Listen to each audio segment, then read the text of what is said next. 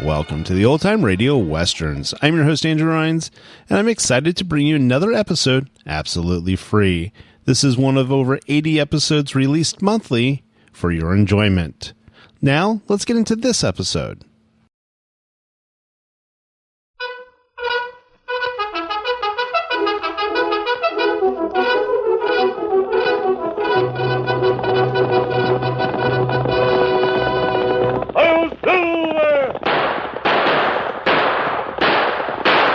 Fiery horse with the speed of light, a cloud of dust, and a hearty Hi-Yo Silver, the Lone Ranger.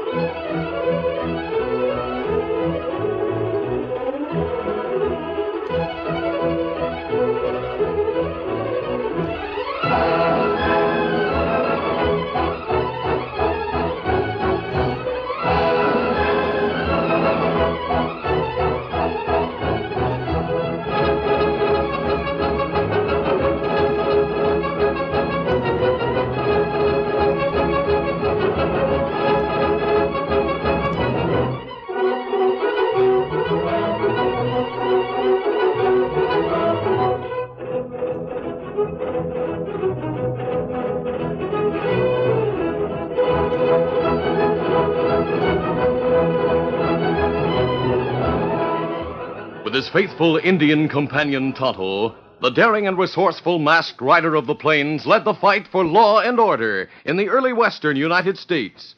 Nowhere in the pages of history can one find a greater champion of justice. Return with us now to those thrilling days of yesteryear. From out of the past come the thundering hoofbeats of the great horse Silver. The Lone Ranger rides again. Come on, Silver. Let's go, big fellow. I'll Silver! Away!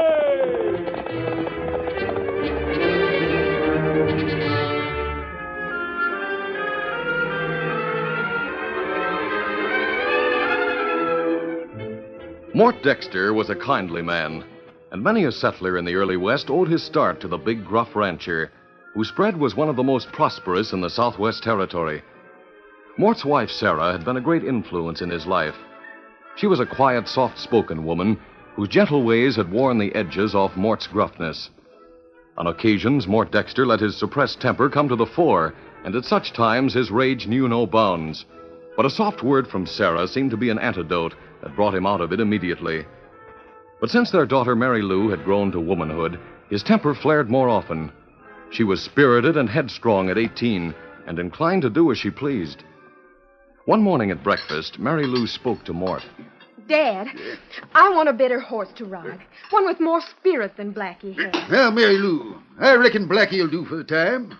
He's a good horse for a woman to ride. He's a nice gaited horse, easy to handle. That's why I don't want Blackie. I told Dave to saddle the Palomino for me this morning. Now, see here, Mary Lou. That Palomino is hardly broke to the saddle yet. Anyway, a stallion isn't any kind of a horse for a woman to ride. I figure using that Palomino myself after Dave calms him down a bit more. Your father is right, Mary Lou. You'd better keep on riding Blackie. Land sakes, even Blackie would have frightened me near to death if I had to ride her when I was a girl. Well, things are different now than when you were my age, Ma. Well, I'll see you at dinner time. I'm riding over to the Goodsons. All right, dear. Goodbye, Dad. And don't worry about my riding. I can really handle a horse as well as you can. Finally getting to realize that when I put my foot down, I mean it. Honest, Sarah, sometimes I wonder how we come to have such a girl as Mary Lou. Mort, what's the matter with your eyes? Eh? Can't you see Mary Lou's just like you used to be? Well, maybe so. But it seems to me a girl ought to take after her mother. She ought to be quiet and ladylike. Like you, sir. Now, darling, maybe two in the family like me would be really... Zip! Nancy, take it. Look at that. Follow that. Mary Lou! Mary Lou, come back here! Follow that ratted strong-handed Now, Mort, no use losing your temper, dear. Yes, but look, there she goes. Riding that Palomino big as life. And right after I told her not to. My. Doesn't she ride him well, Mort? What's the use?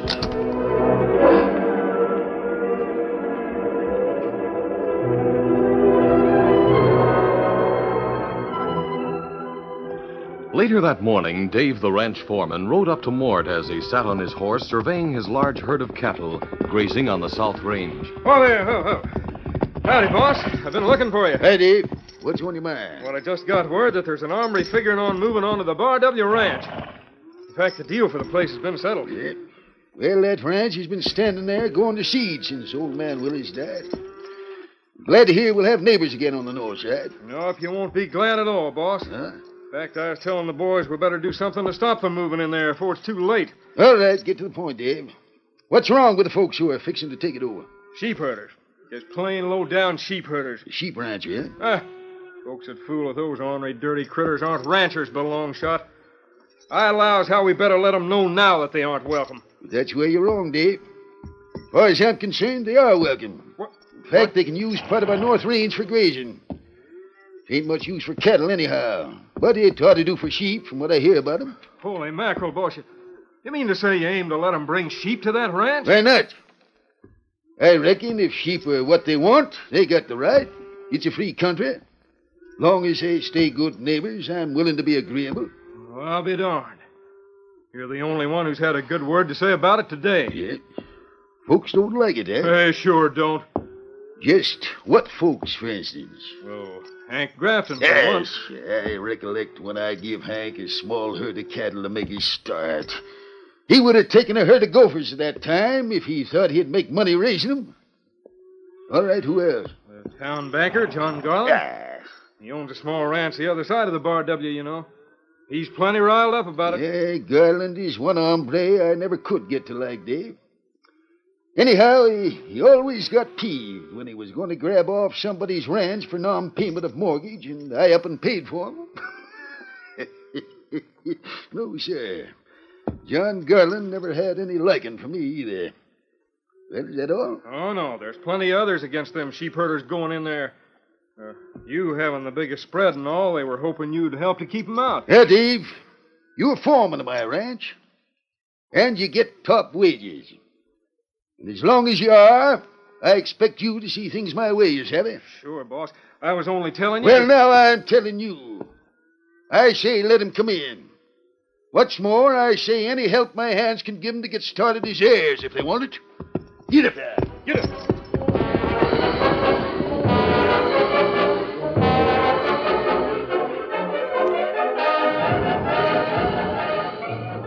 Several days later, the Lone Ranger and his Indian companion Tonto pitched camp in the hills outside of the town of Rock Ridge. They had decided to interrupt a journey southward and take a few days to mend worn riding gear and to replace loose and worn horseshoes. It was dusk one evening when Tonto returned from the blacksmith shop in town with Scout and Silver. Oh, Scout. Oh, Silver. Easy, Scout. Easy, fella. Hi, Kimasabi. Aye. Well, Tonto, that blacksmith did a fine job. That right. Him work slow, but him do good job. You had a long wait in town. Oh, but me not mind. Me listen round, hear news of town. Oh? Well, what's going on? Anything of interest? Men in town talk about sheep rancher who just moved to Bar W Ranch. It north of Dexter spread. Yes, I think I remember the place. Used to be the old Willis Ranch. That right. New owner named Jed Marshall. Him widower with grown son named Craig. I see. Do you think Jed and Craig Marshall will have any trouble with the cattlemen around Rock Ridge? Well, men in town Talk plenty against sheep ranchers, Kimasabi. But me find out people at Dexter spread friendly to sheep rancher.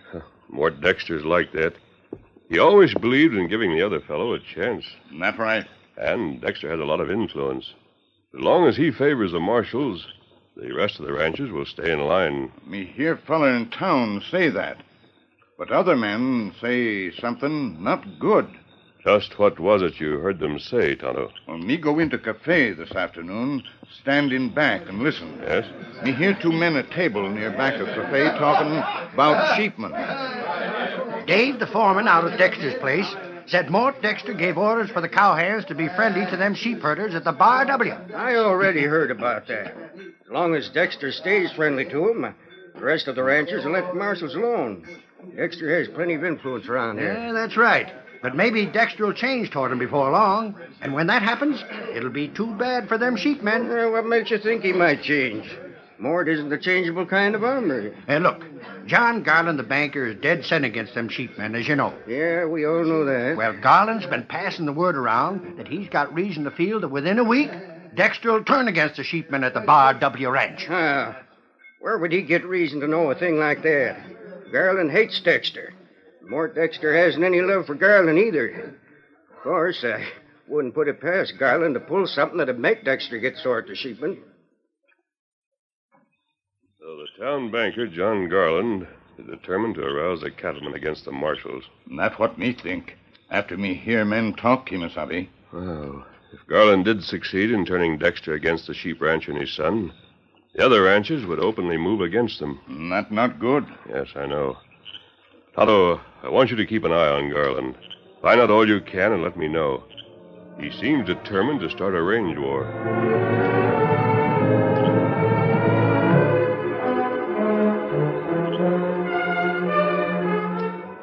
The following evening, Tonto trailed Garland when the banker left town and rode to the small ranch he owned beyond the sheepherder's place. Tonto left Scout in a grove of trees, then cautiously approached the ranch house. Just as he reached the foot of the front porch steps, he heard the door close. Tonto hurriedly ducked into the opening alongside the steps and crouched there. Tonto realized John Garland must have come out to sit on the porch. He was about to crawl out and attempt to get away unseen when a group of men rode up and dismounted. Howdy. I've come out here to sit. Too hot inside. Get a couple more chairs up here. Rest you can sit on the porch steps while we talk. As Tonto crouched under the steps, unable to leave, the men settled themselves on the porch and steps. Garland spoke. This private meeting is to discuss getting rid of the sheep herders. Yeah, nothing much we can do. Dexter's friendly with him. Yes, of course. I know you all want to keep Dexter's friendship. And that he'd get plenty sore if you moved against them sheep herding marshals. That's right, John. Through Mort, we get a good price for our cattle and cheaper shipping rates and all. I reckon all of you think I had you come out here with the idea of persuading you to go against the marshals, in spite of how Mort feels about it. But that isn't true at all. Then just why did you have us come out here to meet with you? I happen to know Mort met with Jed Marshall and made an agreement with him. What kind of an agreement? Yeah, what are you talking about, John? Mort offered a part of his North Range land to the sheep herder, for one thing. Well, what about it? We all know about that. Sure. Marshall promised Mort not to let sheep graze on the range to the west or south. Mort said if he ever broke his word, he'd join with the other ranchers and help run the sheep herders out of the territory. Look, John, just what are you driving at? Why did you want us to come out here? All right, now listen a minute, listen. The hands I have here on this place are pretty slick operators when I want to get something done. I guess we don't savvy. What if they are slick? Yeah, just this. My men will wait their chance. Then, some night soon, they'll see to it that a lot of Marshall's sheep are driven onto the West Range where Mort grazes cattle. Yeah. You see? When Mort hears sheep are there, he'll turn against the sheep herders. Hey, man alive. That'll do the trick. Mort will run Marshall out pronto. Right. Before the end of the week, those sheep herders will wish they never heard of this Rock Ridge territory.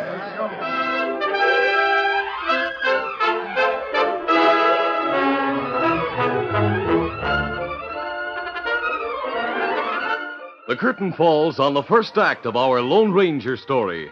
Before the next exciting scenes, please permit us to pause for just a few moments.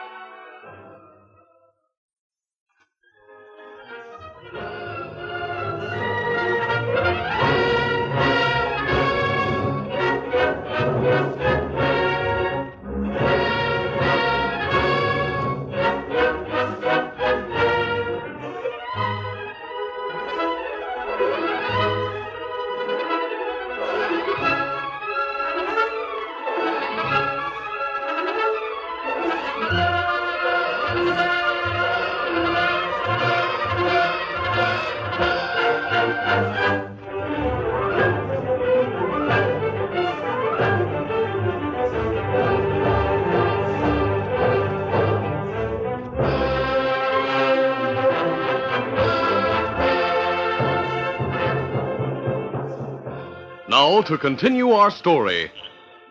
After hiding in the shadows and hearing the plan John Garland told to the hostile ranchers who met on the porch of Garland's small ranch house, Tonto quietly but hastily went back to the grove of trees where he had left Scout. Easy, Scout, easy, fella. Me hear plenty to tell Lone Ranger. Get him up, Scout.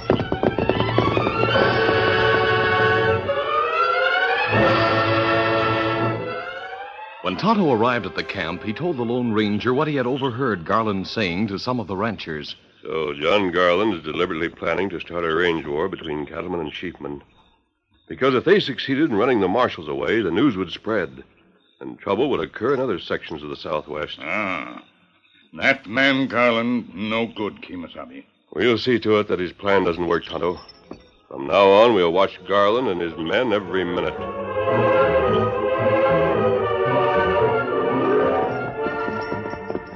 The following day, Mary Lou Dexter rode her Palomino along the trail to the North Range. During the few days she had ridden the stallion, she had become accustomed to handling him and felt quite proud that she had proved her horsemanship in the face of her father's objections. Oh, you and I get along fine together, fella. I'm going to name you Golden Boy. Oh, Dad was so sure I wouldn't be able to handle him. Easy, Golden Boy. Steady there, fella. Steady. Mary Lou tightened her grip on the reins a bit and was pleased to notice that the stallion didn't take advantage of it. But a few minutes later, the sight of a rattler on the trail frightened the horse, and with a sudden side leap, he snorted in fear. Then, taking the bit in his teeth, the panicky horse sprang forward out of control. Whoa there, fella, whoa! Frantically, she tried to stop the racing Palomino, but it was useless, and she realized that at any minute, the uneven ground might cause him to fall. It was then she saw a horseman cutting across the range to intercept her galloping steed. She called out in fright. Help! Stop him! Help! Hold on, I'll stop him! Come on, get up! Come on! Ho, ho! Hold there! Reaching out and grabbing the stallion's bridle, Craig Marshall gradually brought the frightened horse to a stop. Easy. Come on, boy, easy. Oh, thanks a lot. Yes. Oh, he was suddenly frightened on the trail. I couldn't control him. That's a lot of horse for a girl to ride, man. Oh, Dad told me not to ride him, but I wanted to. Do you always do what you want to? Most of the time. I'm Mary Lou Dexter. My name's Marshall. Craig Marshall. My dad just moved under the Bar W. Oh, you're the sheep rancher's son. Well, that's right. And thanks for calling us sheep ranchers instead of sheep herders like the others do. Well, personally, I don't know much about sheep, but, well, Dad approves of having them here, so I'm sure it's as good as raising cattle. Well, thanks again, ma'am. There's money in raising sheep, both for the wool and for the mutton. We sure wish other cattlemen would see things like you and your father, Miss Dexter. Well, after you prove they won't affect cattle raising, maybe they will. I'm certainly glad you came along just now. Frankly, I was a little frightened. I'm glad I came along, too. It gave me a chance to meet you. Maybe you'd let me come to see you sometime. Sure, why not? In fact, if you want to, you can ride along with me back to the ranch. Oh, now, that'll be just fine.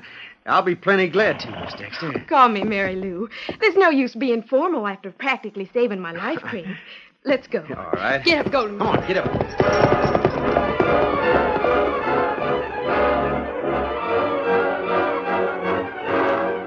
That night after supper, Dave the foreman spoke to Mort Dexter as they walked from the corral. Boss, some of the boys saw an hombre ride to the entrance to the ranch this afternoon with Miss Mary Lou. And it was that Craig Marshall who rode here with her, the son of that sheep herder at the Bar W. I figured you wouldn't like that very much, and that's why I'm telling you about it. Well, listen to me, Dave. Mary Lou picks her own company. As far as I know, Craig Marshall is as good as any other hombre around Rock Ridge. Let's not say any more about it.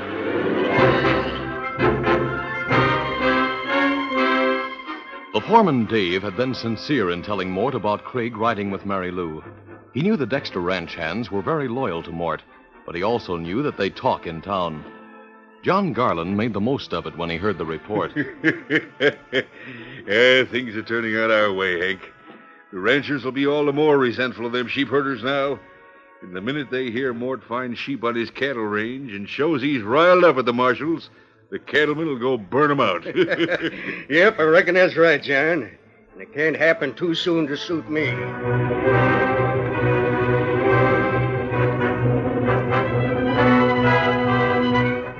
It was the following night when John Garland and Hank left town and rode out to the ranch he owned near the Bar W. They didn't know that they were trailed by a masked man and Indian who waited in a nearby clump of cottonwoods while John went into the small ranch house to see the ranch manager. A short time later, the two men left the ranch house and walked to the bunkhouse. The Lone Ranger waited until they had entered the bunkhouse. Then he spoke to Tonto in a low voice. Tonto, we'll leave the horses here and see if we can get close enough to one of the windows to hear what he tells his men. Let's go. Moving like shadows, the masked man and Indian soon reached the side of the bunkhouse and crouched beneath an open window. John Garfield was speaking to the men inside. I found out there are only 2 sheep herders out there. I know about where each of them camps when he's tended the sheep. I'll point them out to you, then you can sneak up and get the drop on them. What do we do with them? Tie them up. At dawn, after the sheep's been driven to the west range, a couple of you can come back and let them loose. He'll tell what happened, and Dexter will know it was a frame-up. When you untie them, tell them to hit the trail pronto and leave Rock Ridge. Tell them if they talk or stay around, the ranchers will hang them. Now, when someone from Dexter's place sees those sheep in the morning, Dexter will figure Marshall pulled a fast one. He'll turn against him with the others.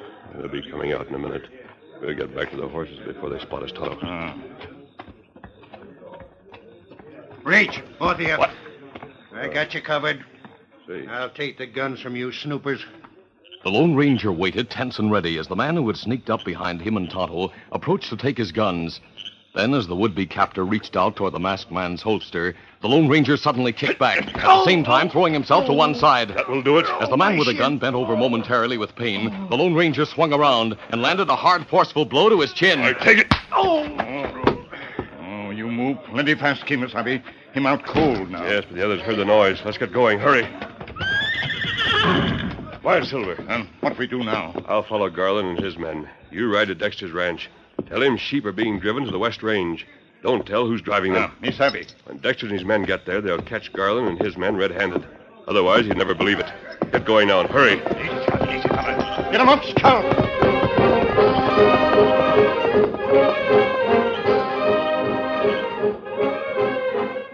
While Tonto rode to Mort Dexter with the news, John Garland and his men had gone ahead with their plan. They had caught the 2 sheep tenders unawares and had tied them up. After demolishing part of the newly erected fence, they started driving the sheep toward the west range. The Lone Ranger waited on Silver behind a large boulder back up the trail and watched what was going on. Finally, he heard hoofbeats approaching along the trail. Oh, must be Tonto with Dexter and his men. I'll go and meet them. All right, come on, Silver. Wait a minute! Hold, Silver, hold. Craig, it's a masked man. Cover him, men. He's one of them. Don't let that owl hoot stop us. Craig, somebody must have hired a bunch of outlaws to drive them sheep to get us into trouble. Yeah, looks like it. Dad, I'll gun this hombre down so as we can get there and turn back the sheep. Hold it. Hey, did you see that quick draw? He can't fight all of us. I could try if necessary. Now, listen, just 1 minute. Oh, wait, everybody. Hear what he has to say. How did you find out about this? Well, I rode over and told them. They have to stop the drive before my father gets here. You must be Dexter's daughter. That's right. I sent an Indian friend to get your father to come here. But yes, an Indian did come to tell Dad. I know you're the marshals. The men driving those sheep are doing it to turn Dexter against you and arouse the cattlemen. If you drive them off now and Dexter comes with his men, he'll still think you sheepmen are to blame. What are you getting at, mister? You stay under cover until after Dexter and his men arrive and catch Garland. Garland? Yes, that's right. He's the one who planned this. I'm not an outlaw, believe me. I'm here to prevent a range war and to see that you sheep ranchers get a fair deal. Don't play into Garland's hands by going out there now. Craig, I like this masked man's talk. It makes sense. I say let's wait and hide until Dexter gets here and finds Garland and his bunch of coyotes. I agree with Mr. Marshall. All right, mister. We'll do as you say. Good enough. Get your men off the trail and out of sight. Dexter should be here soon. Then, if necessary, you can help him drive off those troublemakers. All right, come on. All right. A short time later, Garland sat with the other rancher, Hank, watching in satisfaction as his men drove the sheep toward the west range. Suddenly, they were startled by shooting as a large group of men closed in on them. Hey, somebody's found out what we're doing. Hey, I have to get away fast. I can't afford to be caught here with them. Let's keep going quick. Get him back. Go. As Garland and Hank started down the trail, two figures came from behind the boulders and started after them.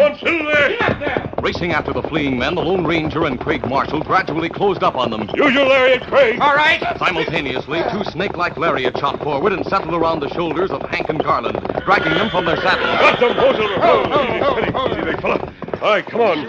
I'm with you. My shoulder. Garland, you got me into this. Get up, both of you. We're taking you back so Mort Dexter can see who started all of this. All right, get up.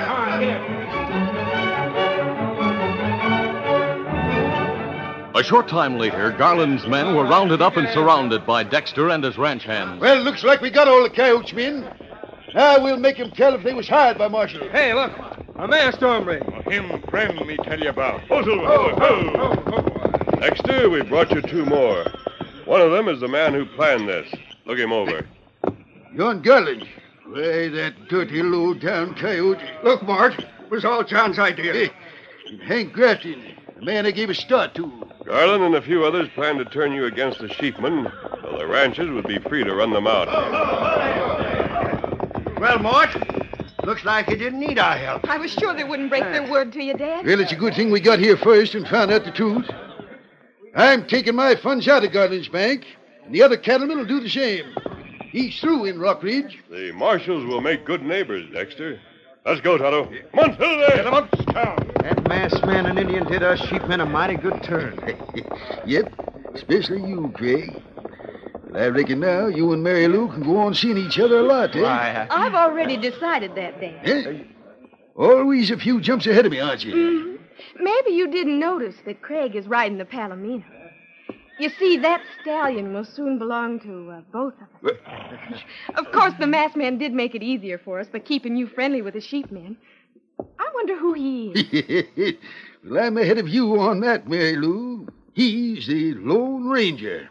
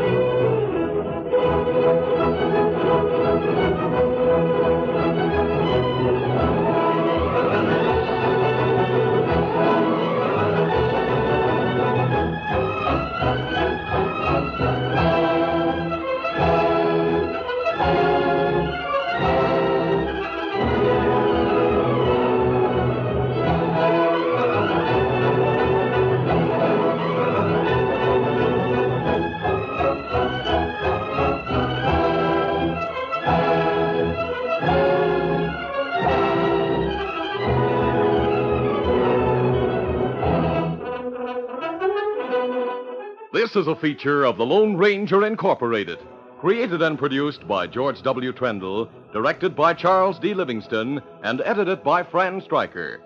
The part of the Lone Ranger is played by Brace Beamer.